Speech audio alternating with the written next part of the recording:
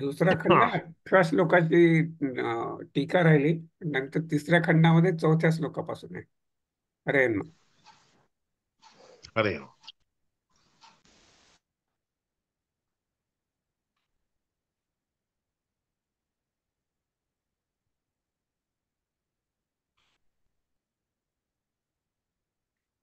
श्री गुरुभ्यो नमः। पूर्णानंद ज्ञान शक्ति स्वरूपम नित्यम अव्ययम् चतुर्धा सर्वभोक्तारं ये विष्णुं परम्।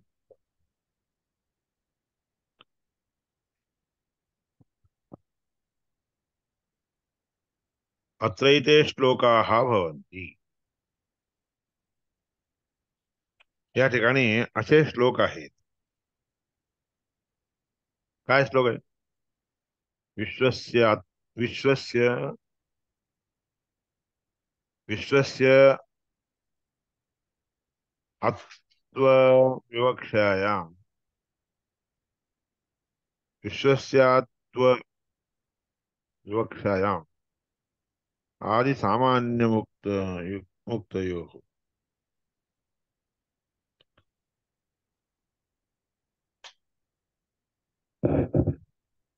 हे व्हायचे ना हे बहिःप्रज्ञः। अत्र ते श्लोकाभाऊन ते झालेलं आहे ना. हा ते सगळं झालेलं आहे। ते झालेलं आहे. त्याच्या खाली जायचं अजून. त्याच्या खाली जायचंय. हे 26 तारखेला इथं आधी झालेलं आहे. बरंच पुढे आहे. हो. इथं आहे पहा. म्हणजे श्लोकामध्ये म्हटलं तर विपर्यासे तयोः क्षीणे तुरीये पदमश्नुते। हा, हे श्लोक तर आधीच झालेले. भाष्य राहिलेत फक्त खाली. ठीक है। फक्त भाष्य. हे संपूर्ण मग तिसऱ्या खंडात संपलं की सांगेल मी कुठे आहे ते. तिथेही पुढे गेलेलो आहेत आपण तिसऱ्या खंडात. अरे मग अरे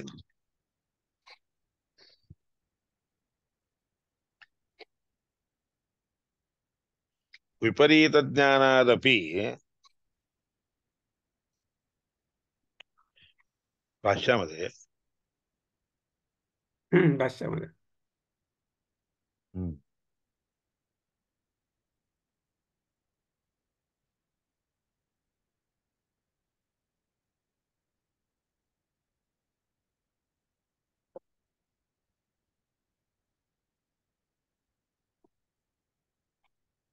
दुसरा खंड 7वा श्लोक.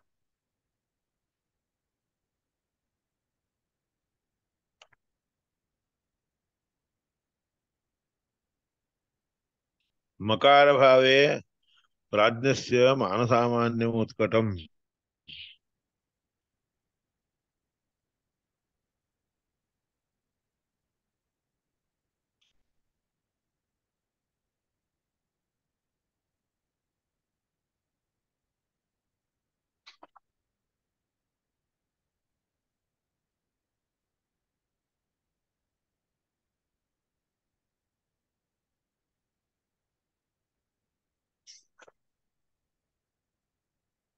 ह्याच्यानंतर का अजून. बरं म्हणजे ह्याच्यानंतर मकार ह्याच्यानंतर.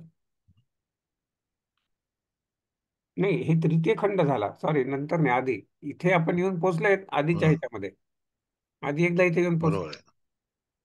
त्याचं थोडं मागचं राहिलं म्हणून आपण मागे गेलो. त्रिशुधामसु मकारस मकारस्तृतीया मात्रा पर्यंत झालेलं आहे। मिते मितेरपीतेर्वा मिनोति हवा इदं सर्वम् अपीति च भवति। हे एवं अत्र एते श्लोकाः भवन्ति। विश्वस्यात्म विवक्षायाम् आदि सामान्यम् उत्कुटम् मात्रा संप्रतिपत्तौ स्यात् आपती सामान्यमेव च हे सांगायचंय। हे श्लोक सांगितले हे काय श्लोक काय श्लोक सांगायचे. सांगतात? बरोबर आहे. ह्याच्या आधीचे 4च हं? राहिले, ते करून घेऊ आपण. म्हणजे पूर्ण होऊन हो। जाईल ते राहिलेलं. ह्याच्या आधी आहेत थोडं. हे तो इथून इथून. अयम आत्मा अध्यक्ष हे झालंय। आपतेर आदिमत्वाद्वा आपनोति ह वै सर्वान् कामान् आदिष्ट भवति य एवं वेद। स्वप्न स्थानस्तैजस उकारोति मात्र उत्कर्षाद उभयत्वाद्वा उत्कर्षति हवै ज्ञानम ज्ञानसंततिं समानश्च भवति नास्या ब्रह्मवित् कुले भवति य एवं वेद ऋषिस्थानः प्राज्ञो मकारस्तृतीया मात्रा मितेराप्ते अपीतेर्वा मिनाति मिनोति हवा इदं सर्वम् इति अपीतिश्च भवति य एवं वेद हे झालंय. हम्म. बरं, आता तुम्ही म्हणाल तिथून करू आपण, राहू दे. मात्रा संप्रतिपत्तो अंशध्यानी आदिमत्वं विश्वस्य विद्यते. आदिमत्व हे विश्वाला असते भाष्यामध्ये हे झालेलं आहे. तद उपासकस्यापि भवति इत्यादी.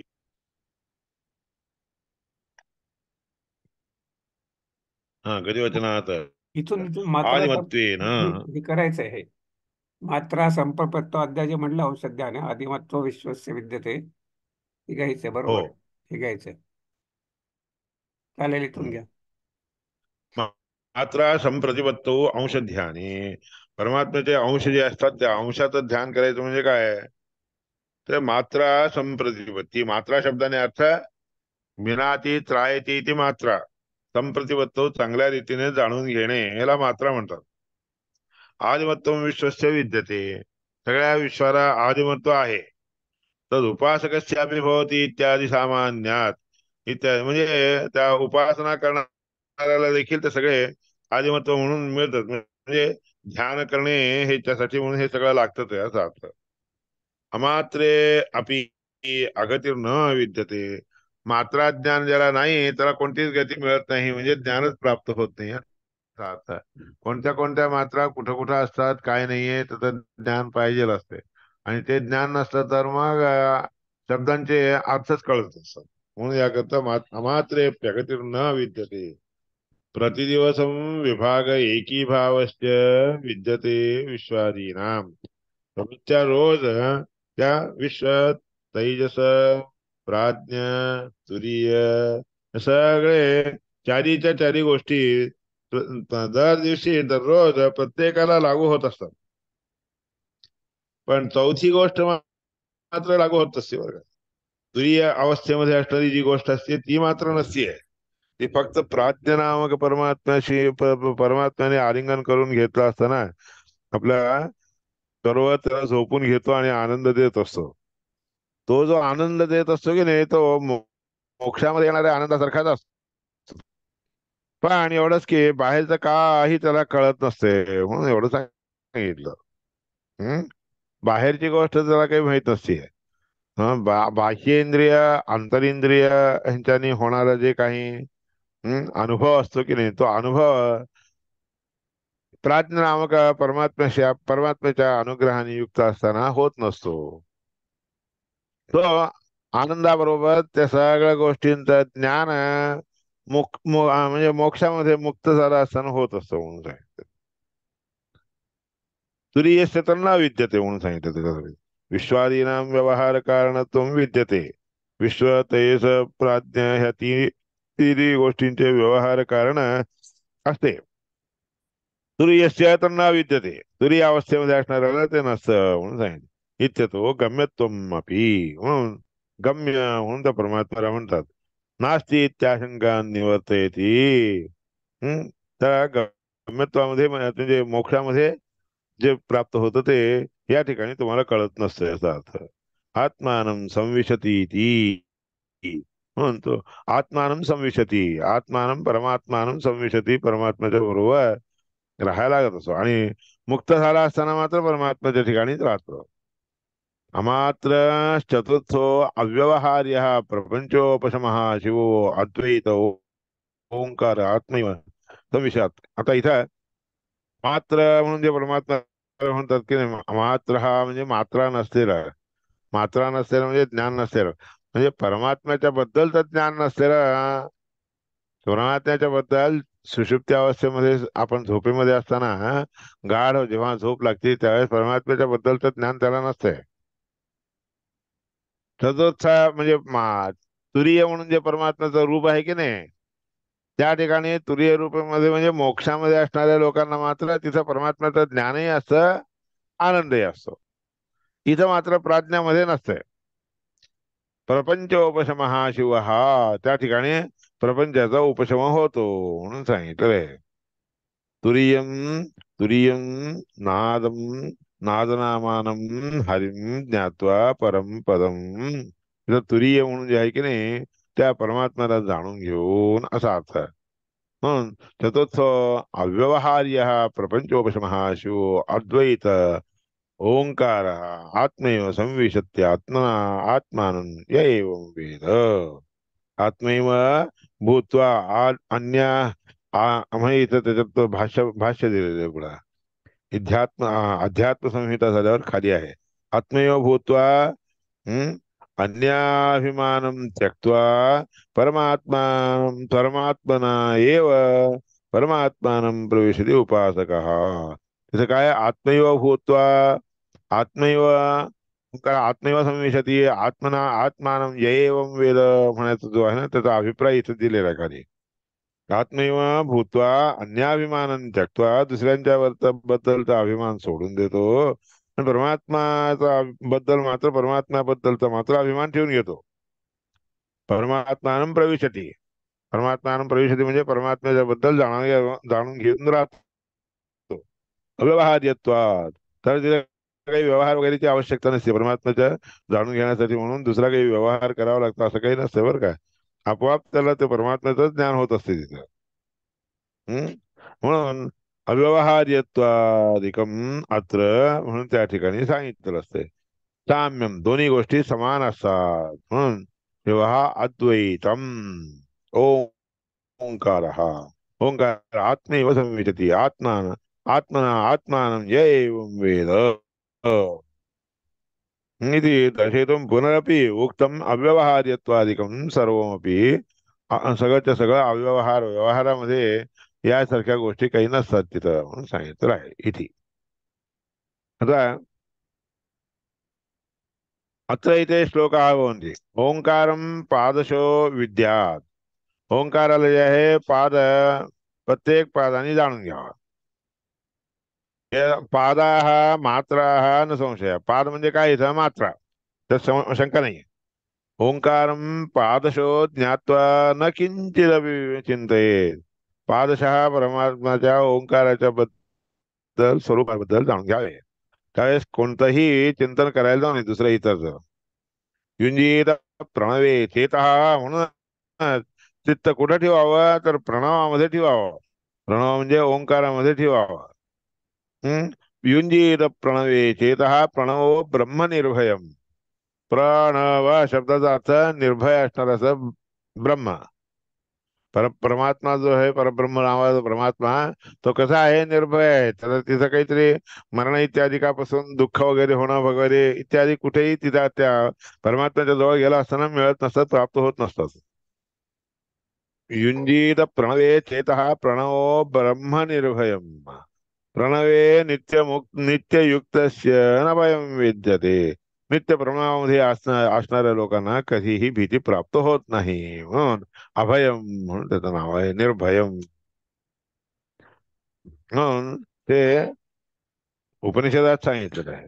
हीच गोष्ट तुरीयन्नादनामानं हरिज्ञात्वा परम पदम तमेव प्रविशेत शुद्ध रूपी हम्म, तत्सदृशात्मनाम ज्ञानानंदौ च शक्तिश्च तथापि न समाः क्वचित् विमुक्तस्यापि जीवस्य पारतन्त्र्यं च नित्यदा चतुरूपस्यास्य विष्णोः नाम प्रणव इत्यपि. हे प्रणव हे जे नाव आहे ना, ते चार रूपाने युक्त असणारे त्या परमात्म्याचं नाव आहे. विष्णोर्नाम प्रणव इत्यपि. जागृतादि प्रणयनात सैव ब्रह्मणात. जागृत अवस्था इत्यादी देत असतो, याकरता परमात्म्याला ब्रह्म असं देखील म्हणतात. ब्रह्म म्हणजे काय, ब्रूहणात. ब्रूहणात म्हणजे असं सगळीकडून असं व्यापून टाकतो, पूर्ण आतून बाहेरून सगळीकडून व्यापून टाकतो, याकरता ब्रूहणात ब्रह्म. ओम इत्याक्रियमाणत्वाद ओंकार. आणि परमात्म्याला ओंकार असं कशाला म्हणतात. ओंकारम पादशो विद्यात म्हणले ना, ओंकार पदाचा अर्थ काय आहे, तर ते देखील सांगायला लिहिले आहेत. हम्म? ओंकार हा सहा परमात्मा ओंकार ओम इत्याक्रियते क्रियमाणत्वाद म्हणून सगळेजण कोणत्याही गोष्टीला हम्म, आपल्याला जर ओके म्हणायचं झालं तर ओम म्हणावं लागतं, म्हणून त्या ओके मध्ये देखील ओ आहे. हं. ओम म्हणायच्या ह्याच्यात ओ आहे. ओम ओम इत्याक्रियमाणत्वाद ओंकारस्य प्रकीर्तितः इत्यादी ओंकार शब्दाने जो परमात्मा वाच्य आहे, हे त्याचा अर्थ अभिप्राय दाखवून दिलेला आहे. अपूर्व. आता त्याच्या पुढे प्रणवो ह्यक्षर अपरम ब्रह्म प्रणवश्च परम स्वतः. प्रणव म्हणजे एक ब्रह्मा परमात्म्याचं सर्वश्रेष्ठ असणारं स्वरूप आहे, सगळीकडे व्यापून असणारं. आणि त्याशिवाय अपरा म्हणजे त्याला सोडून असणारं वेगळं देखील ब्रह्म आहे. प्रणवश्च परम श्रुतः. प्रणव देखील त्याच्या पुढेच आहे. अपूर्वो अनंतरो बाह्यो न परः प्रणवो अव्यय. प्रणव हा अव्यय असणार असा बाह्य प्रणव देखील वेगळा असतो. आंतरंगिक प्रणव देखील वेगळा असतो. म्हणून आंतरंगिक म्हणजे आतल्या सगळ्या इंद्रियांना ह्या कल्पना म्हणजे आनंदाधिक जे देणारे रूप आहे ना परमात्म्याचं, ते आंतरंगिक असणार असं त्याला देखील प्रणवच म्हणतात. प्रकर्षेण नवा हा प्रणव, उत्कृष्ट रीतीने नवीन नवीन वाटत असते म्हणून प्रणव. अव्यय असणार असा आहे. सर्वस्य प्रणवो ह्या मध्यमांत तसैव च. सगळ्या गोष्टीला प्रणव हा पहिल्यांदा असतोच, मध्यम अंतस्तसैव च. म्हणून प्रणव जे आहे प्रारंभी लावावे, मध्ये देखील लावावे, शेवटी देखील लावावे. सर्वस्य प्रणवो ह्यादिर्मध्यमान्तस्तथैव च. एवं हि प्रणवं ज्ञात्वा व्यश्नुते तदनंतरम. या रीतीने प्रणवरूपी परमात्म्याचं स्वरूप प्रणवानी वाच्य असणारं परमात्म्याचं स्वरूप जाणले असताना जो जाणतात त्या लोकांना हम्म, व्यश्नुते तदनंतरम. नंतर सगळं सुख जे आहे की नाही त्याला प्राप्त व्यश्नुते विशेषेण अश्नुते प्राप्नोती. विशेषे करून स्वीकार करतो म्हणून त्याला सगळ्या प्रकारचे सुख प्राप्त होतात म्हणून सांगितलंय. प्रणव ही ईश्वरम विद्यात. ईश्वर परमात्मा हा प्रणव शब्द वाच्य आहे असं जाणावे. आणि तो कुठं असतो प्रणव रूपाने? सर्वस्य हृदय स्थितम. प्रत्येक व्यक्तीच्या हृदयामध्ये राहत असतो. सर्व सर्वव्यापिन ओंकारम मत्वा धीरो न शोचती. सर्वत्र व्यापून राहणाऱ्या त्या प्रणवरूपी परमात्म्याला जाणले असताना, जाणून घेतले असताना ज्ञानी मनुष्य शोकयुक्त होत नाही. अमात्रो अनंतमात्रश्च द्वैतस्योपशम शिव. मात्र मात्र असणारा आणि मात्र नसणारा असे अनंत मात्रांनी युक्त असणाऱ्या परमात्म्याचं स्वरूप दोन रीतीने जाणावे. दोन रीतीने जाणावे म्हणजे संसारामध्ये असणारे जे काही आपल्याला सुख इत्यादी देणारं परमात्माचं रूप आहे की नाही, ते जाणून अंतरंग म्हणजे हृदयामध्ये असणारा परमात्मा देखील आपल्याला ते सुख देत असतो. हे दोन्ही गोष्टी काय आहे? उपशमन हा सगळा परमात्म्याचं स्वरूप एकच आहे असं जाणलं तर अनेक रूपाने परमात्मा आहे. पण अनेक रूपाने जरी असला तरी अनेकत्व परमात्म्यामध्ये नाही, एकच रूप अनेक रूपाने दिसून येत असतंय असं समजायचं. त्याला मोक्षदायक मोक्षाख्य सुख देणारा म्हणून म्हणतात. मात्र अनंतमात्रश्च द्वैतस्य उपशम शिव ओंकारो विदितो येन स मुनिर्नेतरो जनः. अशा रीतीने ओंकाराला जो कोणी जाणलेला ज्यांनी जाणलेला असतो तो ज्ञानी असतो, त्याच्यामध्ये शंकाच नाही. दुसऱ्या लोकांना ज्यांना ओंकाराचा अर्थ कळालेला नसतो तो मुनी होतच नाही. आता हा म्हणून याकरता समुनीर नेतरो जनः, त्या मुनीला मुनी म्हणावं. दुसऱ्या गोष्टी दुसऱ्या लोकांना मुनी म्हणता येत नसतं म्हणून याप्रमाणे मांडूकोपनिषदामध्ये विषय सांगितलेला आहे. आता त्याच्यावर भाष्य देखील तेच सांगितलेलं आहे. तद्रूपी असणाऱ्या त्या परमात्म्याला तद्रूपस्यास्य विष्णू नाम प्रणव इत्यपि जागृत आदी प्रणयनात जागृत अवस्था इत्यादी ते आणून देतो. याकरता सैव ब्रह्म ब्रह्म त्याच परमात्म्याला ब्रह्म म्हणून म्हणतात. ब्रूहणात ब्रह्म म्हणून म्हणतात. ओम इत्याक्रियमाणत्वाद ओंकार प्रगीतता ओम शोम शमो म्हणून अशा रीतीने त्याला केव्हाही बोलावलं जातं. त्याला ओंकार शब्द वाच्य असणार असं म्हणतात. आदिमत्वादयो यथा आदी सगळ्यांचा आदी आहे इत्यादी अर्थ देखील ओम ह्या मंत्र या ओम या प्रणवाने तुम्हाला दिसून येतो.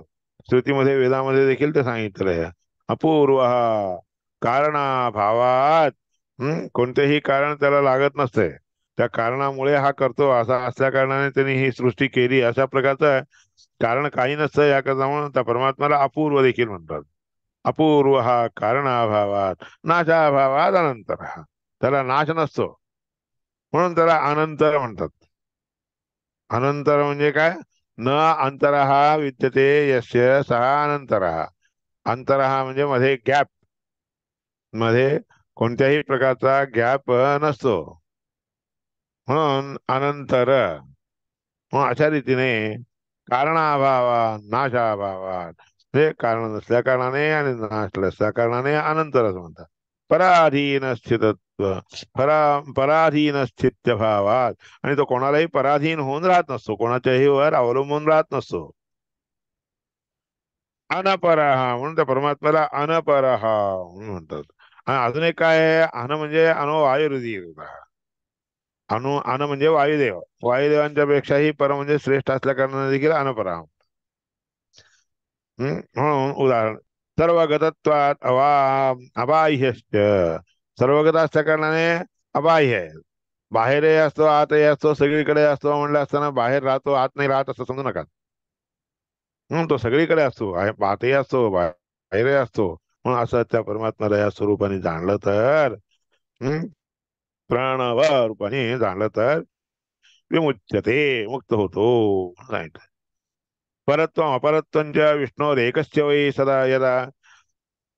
पर आहे तो आणि अपर देखील आहे असं विष्णू परमात्म्याच्या बद्दल एकच स्वरूपाने परापर रूपाने जे परमात्म्याचं रूप आहे ते सगळं जो कोणी श्रूयते वेदांच्या द्वारे एकच परमात्म्याचं आहे असं जो कोणी वेदांच्या द्वारे जाणतो. श्रूयते यदा श्रूयते तेव्हा ऐकतो श्रुतीच्या द्वारे जातो. न तो सामर्थ्य भेदस्तत्र कथंचन. त्यांच्यामध्ये आता विश्वनामक परमात्म्याचं सामर्थ्य वेगळं, तेजसनामक परमात्म्याचं सामर्थ्य वेगळं, काय असे प्राज्ञनामक परमात्म्याचं सामर्थ्य वेगळं असं कधीही जाणून घेऊ नये. सगळे एकच परमात्म्याचं सर्व पूर्ण रीतीने सामर्थ्य असणारा म्हणून समजावा. म्हणून ही गोष्ट सामर्थ्य भेद असतत्र कथंचन न. तिथं सामर्थ्य भेद असतो असं कधीही समजून घेऊ नये. अवतारस्य पूर्वत्वात पौर्वापर्यम उदारदम. पूर्वी देखील अवतार झालेले आहेत, आता देखील होत आहेत, पुढे देखील होणार आहेत. अशा परमात्म्याचे अवतार जे आहेत की नाही ना, अनादिकालापासून ना होत राहत असतात, होत आहेत आणि होणार आहेत. अशा रीतीने तिन्ही काळामध्ये जाणून घेणं म्हणजे या परमात्म्याचे अवतार असतात असं समजून घ्यावं. म्हणून ब्रह्मतर्कामध्ये कोण प्रणवरूपी परमात्म्याला कशा रीतीने जाणून घ्यावं हे सगळी गोष्ट कळवलेली आहे. पूर्वावतारे पश्चिमावतारे ती पूर्ण एव. आधीच्या अवतारामध्ये जे परमात्म्याचं रूप होतं ते जरा थोडं कमी शक्तीने सामर्थ्याने युक्त होतं. आता असलेलं अवतार रूप हे त्याच्यापेक्षा जास्त आहे असं कधी नसतं बरं का. त्याच्यामध्ये केव्हाही त्या परमात्म्याचे रूप जे आहेत की नाही अनंत पूर्ण गुणाने युक्त असणारे असतात. म्हणून तो परमात्मा पूर्ण येव. पूर्वावतारे पश्चिमावतारे पूर्ण येते प्रणव म्हणून त्याला प्रणव म्हणतात. ह्या ब्रह्म हे प्रणव शब्द वाच्य असणारं परमात्म्याचं हे स्वरूप आहे, ब्रह्मरूपी स्वरूप आहे असं सांगितलेलं आहे. एकोपी निर्विशेषोपी चतुर्था व्यवहार भाग. एकटा जरी असला तरी कोणत्याही प्रकारचे विशेषण त्याच्यात नसले तरी देखील चार रीतीने तुम्ही व्यवहारासाठी म्हणून त्या परमात्म्याचे रूप जे ध्यान करतात, जे परमात्म्याचं ध्यान करण्याजोगं रूप आहे त्या परमात्म्याला मी नमस्कार करतो. यस्ते वंदे सदानंदम विष्णुम. तो जो अशा अनेक रूपाने दिसून येणारा परमानंद असणारा असा आनंददायक असणारा सदा यावा केव्हाही पण आनंदमय असणारा असं जे परमात्म्याचं विश्वादी रूप आहेत की नाही ते विश्वादी रूप त्या विश्वादी रूपी परमात्म्याला मी नमस्कार करतो. एकोपी निर्विशेषोपी चतुर्था व्यवहार भाग. यस्तं वंदे सदा आनंदम विष्णुं विश्वादिरूपिणम। विश्व, तेजस, प्राज्ञ, तुरीय अशा 4 रूपांनी युक्त असणाऱ्या त्या श्री परमात्म्याला मी नमस्कार करत आहे म्हणून आचार्य नमस्कार करत आहेत. पुढे याप्रमाणे मांडूकोपनिषदामध्ये त्या मंडूकरूपी प्राणदेवाने म्हणजे वायुदेवाने त्या परमात्म्याचे परम मंडूक ह्या रूपाने असणारे त्या प्राणदेवाने परमात्म्याचे हे 4 रूप जाणून घेतलेले आहेत बरं का. ते 4 रूप जाणून घेणं हेच प्रणव मंत्राचा उपदेश म्हणून सांगितलं. प्रणव मंत्राने परमात्म्याचे हे 4 गोष्टी जाणावे म्हणून अकार उकार मकार आणि त्यानंतर तुरी असणाराचं रूप आनंदाधिक हे सगळे ह्याच्यात सांगितले आहेत. याप्रमाणे हे उपनिषद मांडूक उपनिषद द्वितीय अध्याय समाप्त करतात आणि हे उपनिषद देखील समाप्त करतात. इति श्रीमदानंद तीर्थ भगवत्पादाचार्य विरचितम मांडूकोपनिषद भाष्यम समाप्तम. याप्रमाणे आचार्यांनी मांडूकोपनिषदावर जे काही भाष्य दिलेले आहे ते परमात्म्याच्या दिव्य चरणारविंदी समर्पण करत आहे. श्रीकृष्ण अर्पणमस्तु. हरे नमः.